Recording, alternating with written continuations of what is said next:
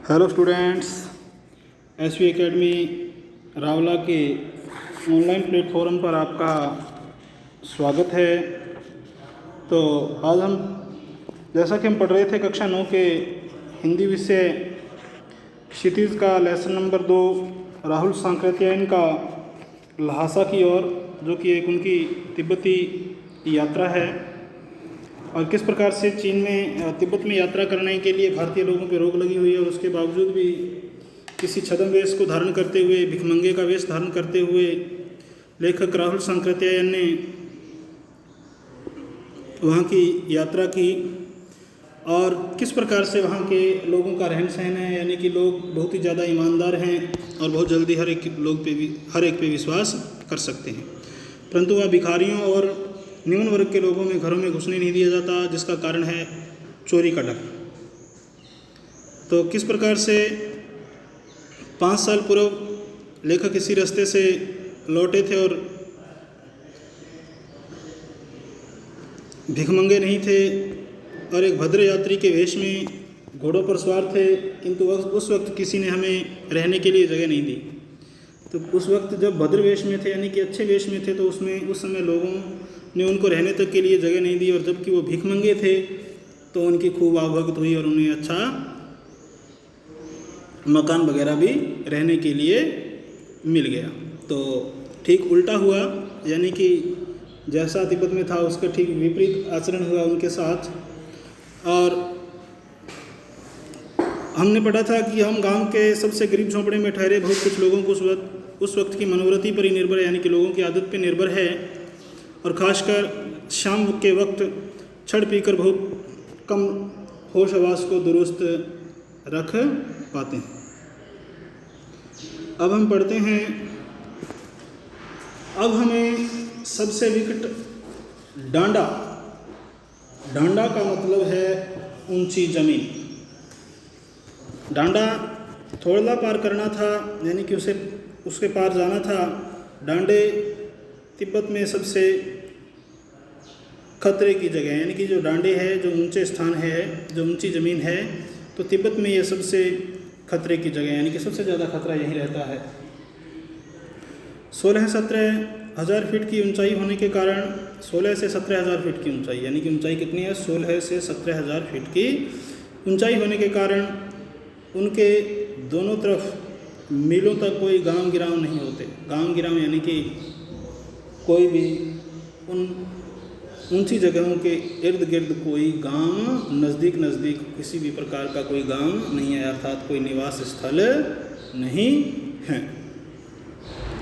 नदियों के मोड़ और पहाड़ों के कोनों के कारण बहुत दूर तक आदमी नहीं देखा जा सकता, यानी कि नदियां हैं, उनमें विभिन्न मोड़ हैं और पहाड़ों के कोनों के कारण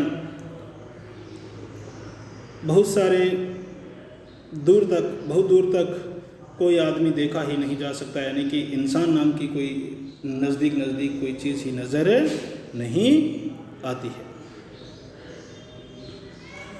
डाकुओं के लिए यही सबसे अच्छी जगह है, और जो डाकू लोग हैं, जो लुटेरे लोग हैं, जो किसी को लोग आने जाने वाले रास्ते राहगीर को लूटते हैं, तो डाकुओं के लिए ये जो जगह है, एकांत जो जगह है, ये सबसे उपयुक्त जगह, सबसे अच्छी जगह है, क्योंकि वहाँ उनको कोई रोकने वाला नहीं होता और वो आसानी से किसी को भी लूट सकते हैं।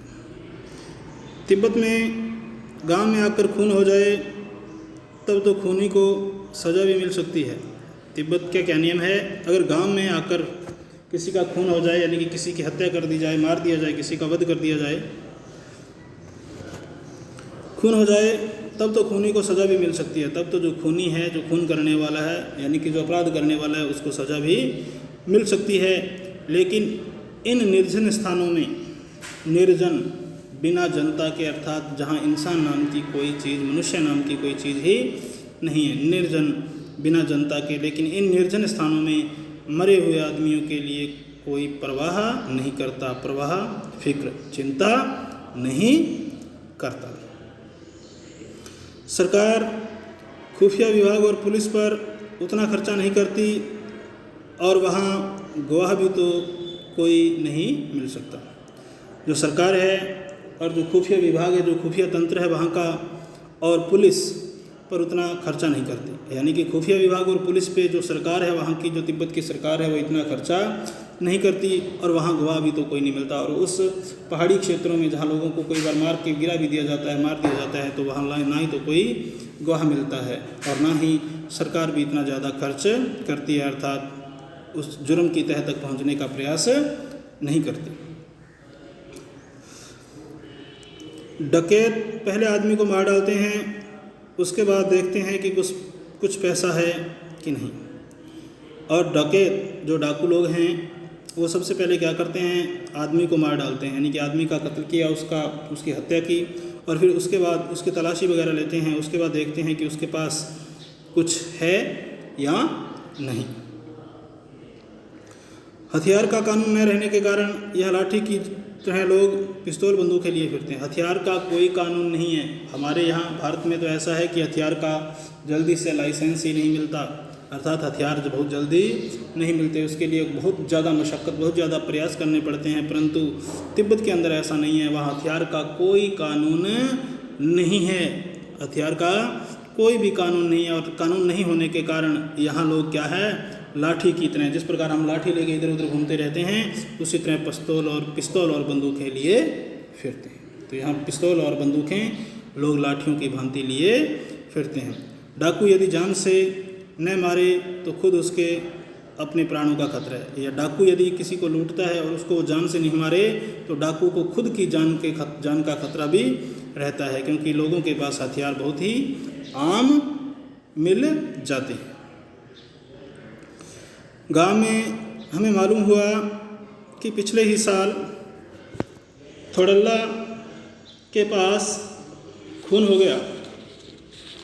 हमने पता किया, हमें पता लगा कि पिछले साल ही थोडल्ला के पास क्या हो गया, खून हो गया, अर्थात किसी का कत्ल हो गया। शायद खून की हम उतनी परवाह नहीं करते और हम उस खून की, यानी कि कत्ल हुआ, उसकी परवाह भी नहीं करते, फिक्र भी नहीं करते, क्योंकि हम भिखमंगे थे।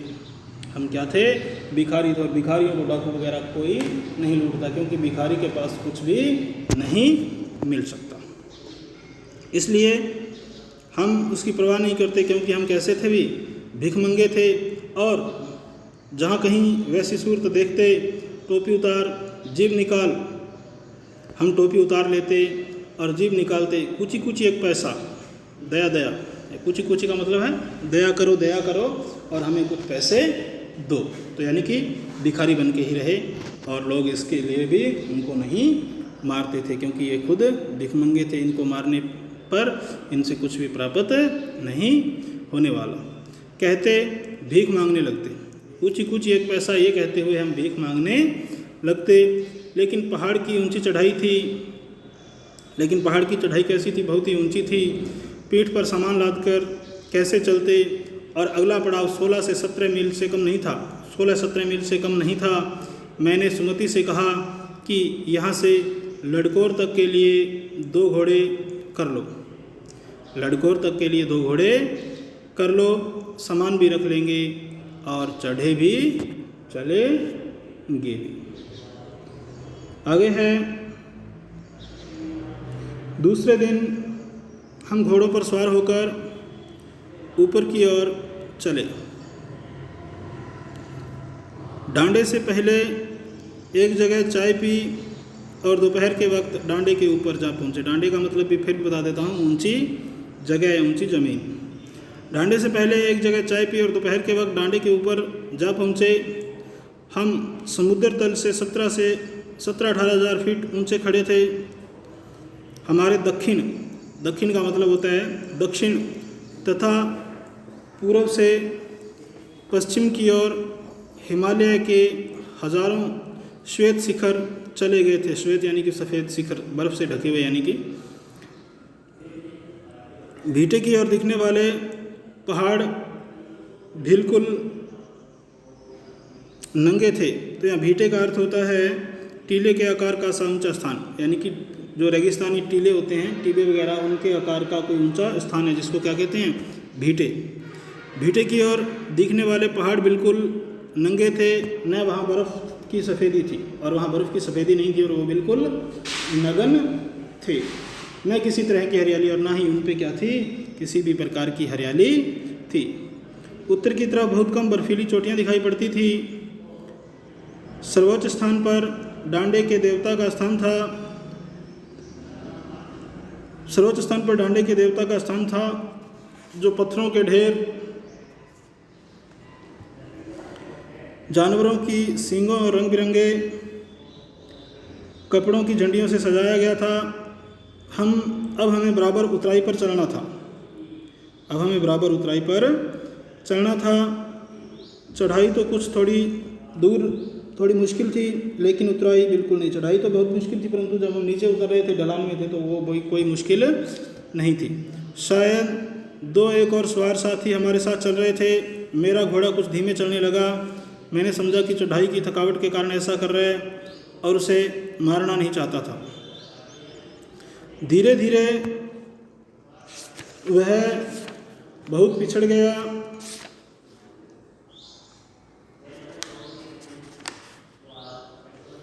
धीरे धीरे वह बहुत पिछड़ गया और मैं डॉन क्विक्सटो है स्पेनिश उपन्यासकार था। सार्वेंतेज के उपन्यास डॉन क्विक्सोट का नायक, जो क्या करता था, घोड़े पर चलता था। तो क्या है, डॉन क्विक्सटो, ये है स्पेनिश उपन्यासकार सार्वेंतेज, 17वीं शताब्दी के उपन्यास डॉन क्विक्सोट का नायक, जो घोड़े पर चलता था। धीरे धीरे मैं बहुत पिछड़ गया और मैं डॉन क्विक्सटो की तरह अपने घोड़े पर झूमता हुआ चला जा रहा था। जान नहीं पड़ता था कि घोड़ा आगे बढ़ रहा है या पीछे। जब मैं जोर देने लगता तो वह और सुस्त पड़ जाता। एक जगह 2 रास्ते फूट रहे थे। मैं बाएं का रास्ता ले 1.5 मील चला गया। आगे एक घर में पूछने से पता लगा कि लड़कोर का रास्ता दाहिने वाला था। फिर लौटकर मैंने उसी को पकड़ा। 4-5 बजे के करीब मैं गांव से मील भर पर था तो सुमति इंतज़ार करते हुए मिले। मंगोलों का मुंह वैसा ही लाल होता है और अब तो वह पूरे गुस्से में था। जो मंगोल लोग हैं, चेहरे उनका बहुत ज़्यादा साफ होता है, गोरे रंग के होते हैं और गुस्से में उनका चेहरा कैसा हो जाता है, लाल हो जाता है। और सुमति भी जो मेरा इंतज़ार कर रहा था, मैं उससे मिला और उसका मुंह पूरा गुस्से से क्या था, लाल हुआ पड़ा था। उन्होंने कहा, मैंने 2 टोकरी कंडे फूंक डाले।